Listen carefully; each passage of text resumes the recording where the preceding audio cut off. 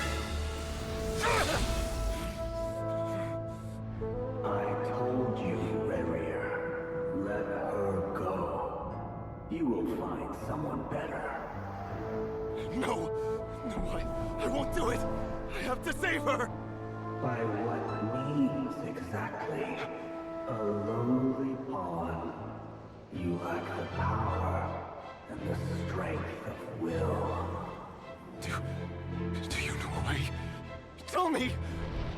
Come to the palace. Join us.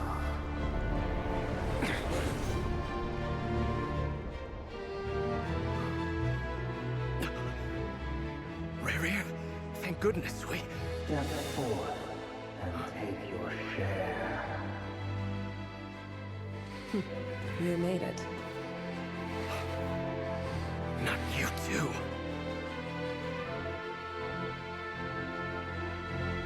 Hatred or grief, despair, desire. We all have our own.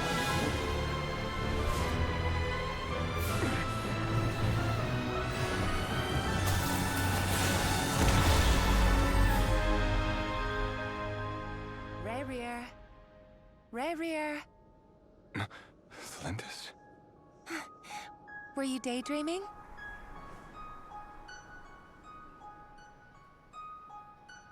You still remember, 𝓕𝓪𝓭𝓮? That question you asked me a couple of weeks ago? Oh. You mean The proposal? Yeah. I'm wondering, where do you think would be a good place to discuss it? Maybe in the garden? Or were you thinking a fancy restaurant? It's your choice.